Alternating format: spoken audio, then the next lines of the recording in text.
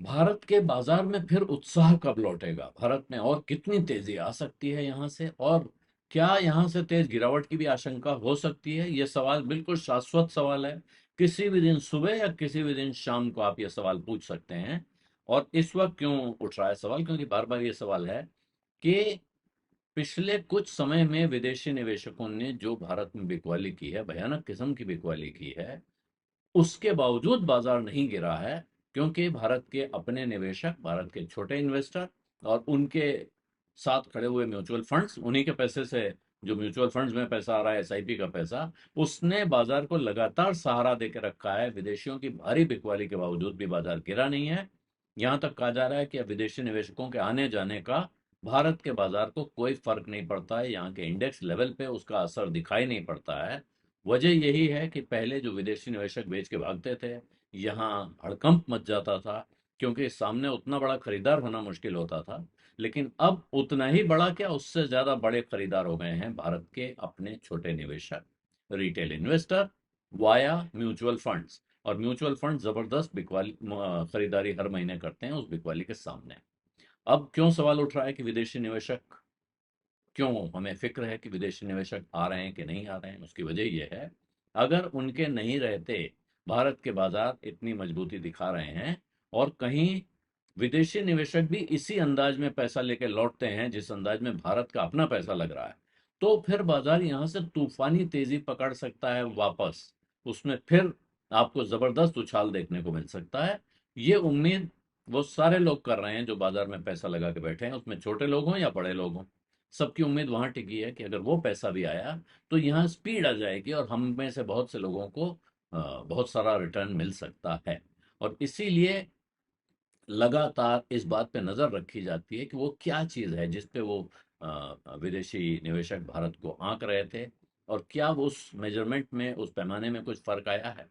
तो अभी क्या हुआ है कि पिछले 3 साल में आप देख रहे हैं कि बाजार में उतार चढ़ाव चल रहा है। कुछ लोग बार बार, अब इस मजबूती के बीच में ये सवाल भी है, बहुत सारे लोग ये भी कहते हैं कि पिछले 5 साल में निफ्टी ने कोई रिटर्न नहीं दिया, सेंसेक्स ने कोई रिटर्न नहीं दिया, बाजार जहां है वहां पड़ा हुआ है। बड़े बड़े शेयरों के नाम गिनाए जाते हैं जो कंपाउंडर्स हैं, बाजार के लंबे समय के वेल्थ कंपाउंडर्स हैं, कि इन्होंने भी कुछ नहीं दिया जी पिछले 5 साल में, तो ये कहीं हिले ही नहीं है, जहां थे वहां पड़े हुए हैं।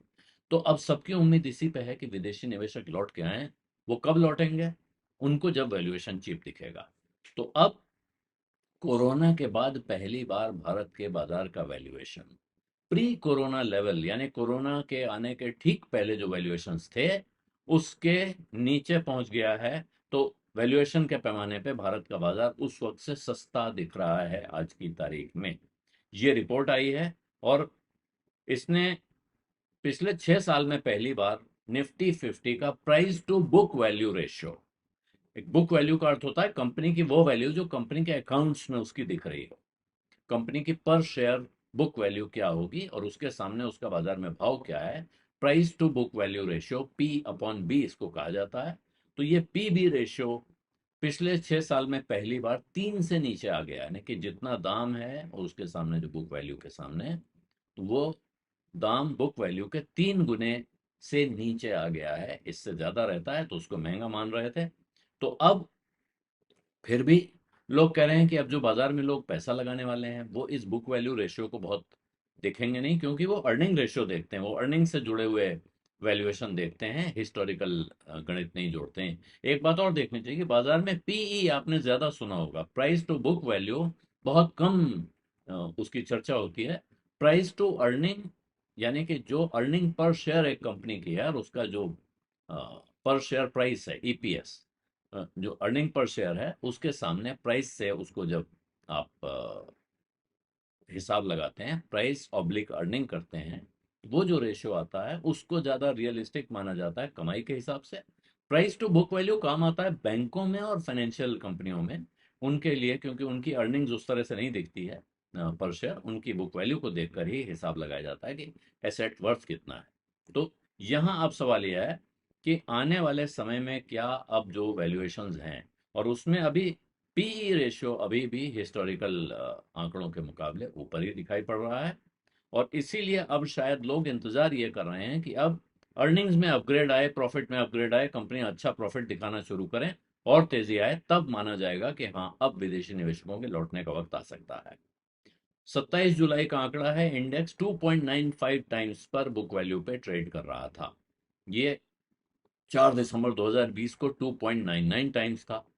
ये डीएसपी एसेट मैनेजर्स की एक रिपोर्ट आई है, नेत्रा रिपोर्ट, उसने कहा है। और ये अब निफ्टी का जो एम्प्लॉयड रिटर्न ऑन इक्विटी है वो 14.5% हो गया है, जो पहले 11.5% था, अब 14.5% इसमें दिख रहा है। जबकि पी रेशियो 25.34 टाइम्स था, वहां से गिर के 20.5 टाइम्स आ गया। लेकिन अब भी जो बुक वैल्यू मल्टीपल है, सिर्फ उसको देख के इंडेक्स को अभी लोग सस्ता नहीं मान रहे हैं। ये नहीं कह रहे हैं सस्ता है, आसानी से खरीदा जा सकता है।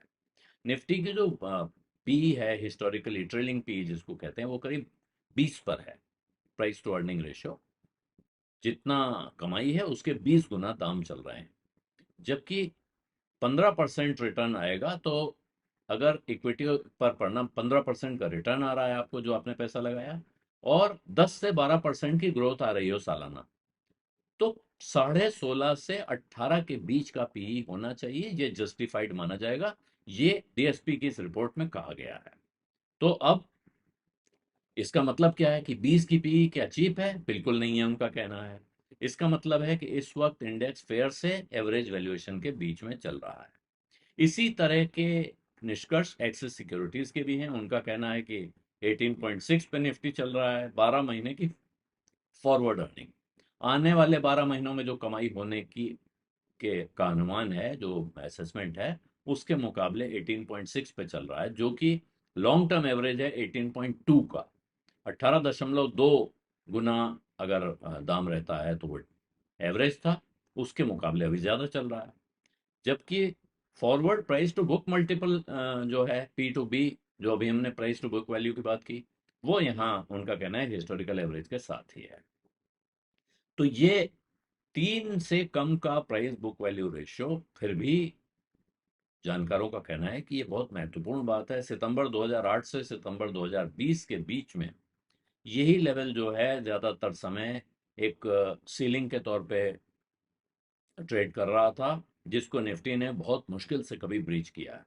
और यही अब डीएसपी का एक साल आगे का फॉरवर्ड अनुमान है, वो उनके लॉन्ग टर्म एवरेज से नीचे चला गया है। तो उनको बाजार सस्ता दिखाई पड़ रहा है। लेकिन अभी भी इस पर बहुत सारे प्रश्न हैं। तमाम लोग सवाल उठा रहे हैं कि क्या इकोनॉमी में वापस रफ्तार आ रही है, क्या कंपनियों में कमाई हो रही है।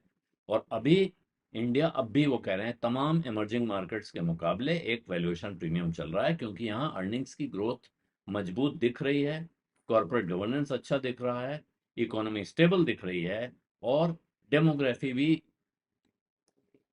एक तरह से कहेंगे तो फेवरेबल है। ये एक्सिस की रिपोर्ट है, एक्सिस सिक्योरिटीज की। लेकिन वो प्रीमियम अब कम हो रहा है बाकी इमर्जिंग मार्केट्स के मुकाबले।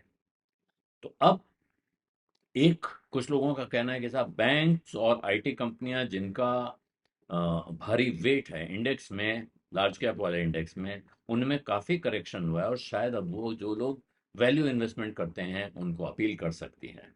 हालांकि अभी हायर ग्रोथ सेगमेंट हैं जिनमें काफी तेज ग्रोथ की उम्मीद है, उन पर लोग ज्यादा दांव लगा रहे हैं, क्योंकि लोग चाहते हैं पैसा जल्दी से जल्दी आगे बढ़ जाए। इसीलिए जो अभी ये डी रेटिंग हुई है, जो वैल्यूएशन कम होता हुआ दिख रहा है, ये कुछ एक्यूमुलेशन के लिए, जिन लोगों के पास कुछ शेयर है उसको और बढ़ा लें, उसके लिए तो एक मौका दिख रहा है। लेकिन अभी ये नहीं कहा जा सकता है कि पूरा इंडेक्स सस्ता हो गया है, आसानी से खरीदा जा सकता है। तो लोग धीरे धीरे धीरे धीरे वैल्यूएशन बढ़ाने की वकालत कर रहे हैं, एक साथ कूद पड़ने की नहीं। बीस अड्डा में आज इतना ही है। अब इजाजत दीजिए। धन्यवाद, नमस्कार।